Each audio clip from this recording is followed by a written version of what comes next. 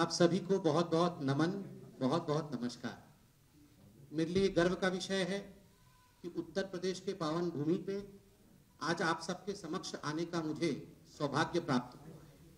मैं धन्यवाद देना चाहूँगा कि आप सभी इस महत्वपूर्ण प्रेस कॉन्फ्रेंस में आज आप यहाँ पधारे हैं। बहुत बहुत धन्यवाद। मित्रों, आज एक बहुत महत्वपूर्ण दिन है। ये साधारण दिन नहीं। इस महत्वपूर्ण दिन में कुछ खुशियां भी लेकर आया हूं, तो कुछ दुख के विषय भी आपके साथ साझा कर। आज महत्वपूर्ण दिन इसलिए है और खुशी का विषय इसलिए है क्योंकि आज उत्तर प्रदेश जो भारतवर्ष का हृदय है, उत्तर प्रदेश जो भगवान श्री राम, भगवान श्री कृष्ण की जन्मस्थली है, आज उस प्रदेश का 73वां 73rd फाउंडेशन डे है, स्थापना दिवस है। तो स्वाभाविक है 25 करोड़ उत्तर प्रदेश के निवासी और 135 करोड़ हिंदुस्तान के निवासियों के लिए ये गर्व का विषय है। ये एक बहुत ही महत्वपूर्ण दिन है। याद करिए 73 साल पहले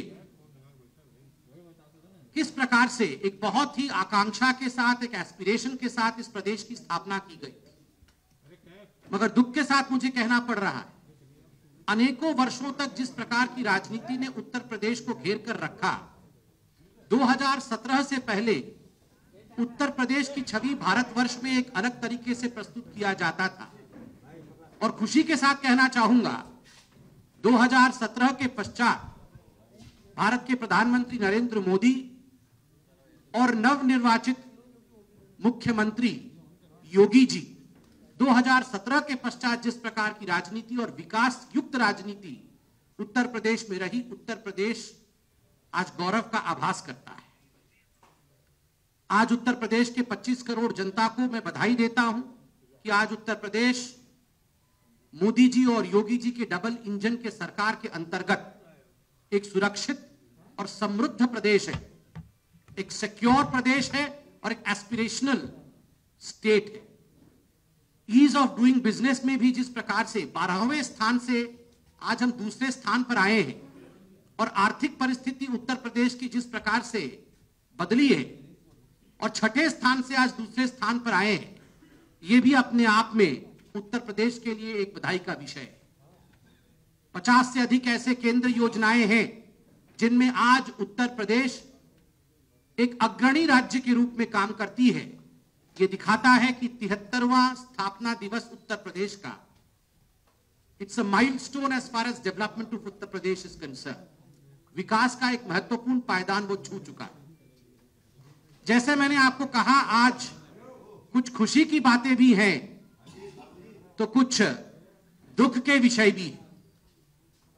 जहां पूरा उत्तर प्रदेश, जहां आदरणीय मोदी जी, जहां योगी जी आज समस्त उत्तर प्रदेश के निवासियों को, समस्त भारतवर्ष को उत्तर प्रदेश की स्थापना दिवस की बधाई दे रहे हैं, वहीं मैं दुख के साथ कहना चाहूंगा कि आज सुबह मैंने एक महत्वपूर्ण अखबार में पूर्व मुख्यमंत्री समाजवादी पार्टी के नेता अखिलेश यादव जी का इंटरव्यू पढ़ा और मुझे तकलीफ हुई इस बात से कि अखिलेश यादव जी ने इंटरव्यू में कहा है, साक्षात्कार में कहा है कि पाकिस्तान भारत का असली दुश्मन नहीं है। अखिलेश यादव जी का कहना कि वो पाकिस्तान को भारत का असली दुश्मन नहीं मानते हैं और भारतीय जनता पार्टी केवल और केवल वोटों की राजनीति के कारण पाकिस्तान को दुश्मन मानती है। दुखद, चिंताजनक और शर्मनाक। तुरंत अखिलेश जी को अपने इस बयान पर पश्चाताप करना चाहिए, क्षमा याचना करनी चाहिए। मैं आज अखिलेश जी से लखनऊ में बैठकर चंद सवाल पूछना चाहता हूं। अखिलेश जी, क्या कश्मीर के बंधु हमारे भाई नहीं? जिन कश्मीर के बंधुओं के ऊपर रोज पाकिस्तान की गोली चलती है, गोलाबारी होती है और निहत्थे लोग, निर्दोष लोग पाकिस्तान द्वारा भेजे गए आतंकवादियों द्वारा मारे जाते हैं, क्या उनका जीवन जीवन नहीं? हर समय जिस प्रकार पाकिस्तान भारत के ऊपर षड्यंत्र के अंतर्गत आतंकवादी हमले करता है, क्या भारत का दुश्मन पाकिस्तान नहीं? आपका यह कहना कि भारत का असली दुश्मन पाकिस्तान नहीं है, ये तो भारतीय जनता पार्टी पाकिस्तान को दुश्मन बना रही है। मैं तो इतना कहना चाहूंगा और बिल्कुल स्पष्ट कहूंगा, चाहे अखिलेश जी बुरा माने, जिन्ना से जो करे प्यार वो पाकिस्तान से कैसे करे इनकार। जिन्ना से जो करे प्यार वो पाकिस्तान से कैसे करे इनकार। आपने देखा है जिन्ना जिन्ना जिन्ना जिन्ना का रट लगाते हुए इस चुनाव में अखिलेश यादव उतरे थे और आज जिन्ना से एक पायदान ऊपर पाकिस्तान तक वो पहुंच गए। मीडिया के बंधु, मैं आपसे हाथ जोड़कर एक निवेदन करता हूं, क्योंकि आप लोग हमसे सवाल पूछते हैं और पूछना भी चाहिए। आप चतुर्थ स्तंभ है। आप कहते हैं कि जब चुनाव होता है तो भारतीय जनता पार्टी पाकिस्तान को खींचकर लाती है। हम नहीं लाते, हम नहीं लाते हैं। आज सुबह का आप देख लीजिए संदेश, योगी आदित्यनाथ जी का क्या संदेश है। स्थापना दिवस के अवसर पर योगी आदित्यनाथ जी का एक ही संदेश है और वो संदेश विकास का है। किस प्रकार अर्थनीति आगे बढ़ी है उसका है। और आज स्थापना दिवस के अवसर पर एक ही संदेश अखिलेश यादव जी का है, जो अखबार की सुर्खियां बन के छपी है कि पाकिस्तान भारत का दुश्मन नहीं है। पाकिस्तान को लेकर कौन आया? पाकिस्तान को लेकर अखिलेश आया। जिन्ना को लेकर कौन आया? जिन्ना को लेकर अखिलेश आया। ये जो चुनाव हो रहा है तुष्टिकरण के पराकाष्ठा के कारण, द हाइट्स ऑफ अपीजमेंट, उसके कारण जिस प्रकार से अखिलेश यादव जिन्ना और पाकिस्तान के विषय में बात कर रहे हैं, मैं आज तमाम अखबारों में पढ़ रहा था, कहीं भी मैं समाजवादी पार्टी के उम्मीदवारों का लिस्ट नहीं देख रहा। क्या कारण है?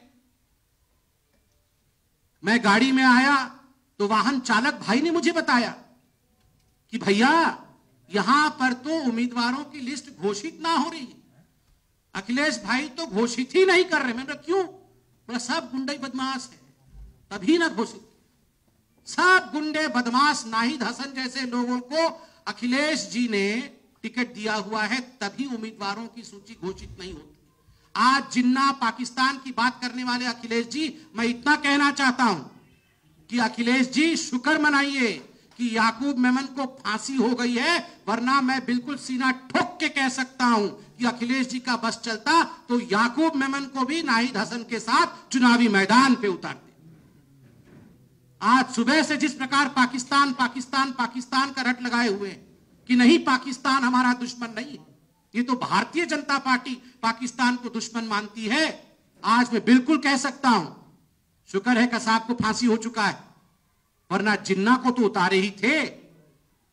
शारीरिक रूप से कसाब को भी स्टार प्रचारक के रूप में उत्तर प्रदेश में उतारने से झिझकते नहीं अखिलेश यादव। ये वही अखिलेश जी जिन्होंने आतंकवादियों के लिए कोर्ट तक में गुहार लगाया था, उनको छुड़वाने की सारी प्रक्रिया पूरी की थी। ये तो शुक्र है कोर्ट का उत्तर प्रदेश में कि न्याय प्रक्रिया ने उस पर रोक लगाई और आज समझ में आता है कि आखिरकार पाकिस्तान को अपना असली दुश्मन अखिलेश यादव क्यों नहीं मानते। आज लखनऊ में बैठकर भारतीय जनता पार्टी अखिलेश यादव जी से एक चैलेंज करती है, एक चुनौती करती है, और वो चैलेंज है, अखिलेश जी यदि आप में हिम्मत है, नैतिकता है, मोरालिटी है, क्रेडिबिलिटी है, तो आप अपने उम्मीदवारों की सूची को जारी करिए। कौन कहां से लड़ रहा है इस सूची को जारी करिए। हम सब जानते हैं यह सूची जारी नहीं होगी, और क्यों नहीं होगी यह भी आप समझते हैं। मीडिया वालों ने मुझे इससे पहले बताया, आने से पहले मैं कुछ अपने मीडिया के भाइयों से बात कर रहा था, उन्होंने कहा टिकट तो भाई साहब व्हाट्सएप से जा रहे हैं, व्हाट्सएप से भेजे जा रहे हैं, घोषित नहीं किए जा रहे। नाहिद हसन का घोषणा हुआ था, नतीजा पूरे हिंदुस्तान में रहा आक्रोश, और इसी कारण से उम्मीदवारों की सूची घोषित नहीं हो रही है।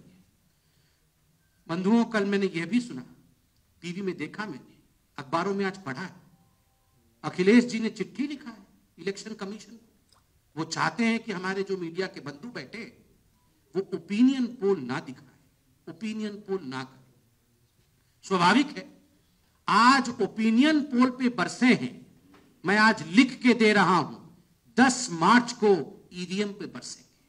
आज ओपिनियन पोल खराब नजर आ रहे हैं, 10 मार्च को शाम तक बोलना शुरू कर देंगे ईवीएम खराब थे तभी हम हार गए। ना इनको जनता की ओपिनियन से मतलब है, ना इनको संस्थाओं के ईवीएम और कोर्ट से मतलब है, इनको केवल और केवल गुंडई से मतलब है और किसी विषय से मतलब नहीं। मैं अंत में सिर्फ इतना ही कहना चाहूंगा कि ये जो चुनाव है ये एक्सप्रेस वे का चुनाव है।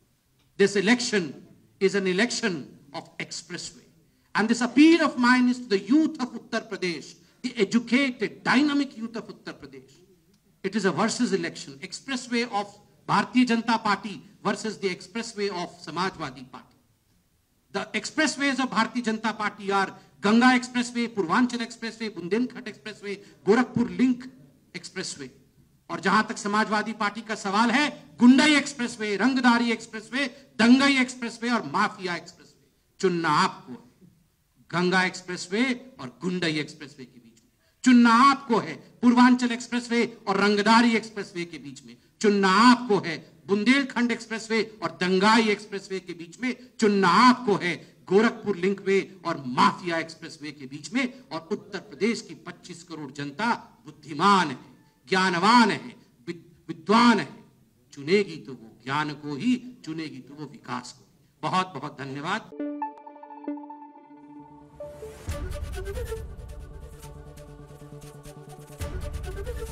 एबीपी गंगा, खबर आपकी, जुबान आपकी।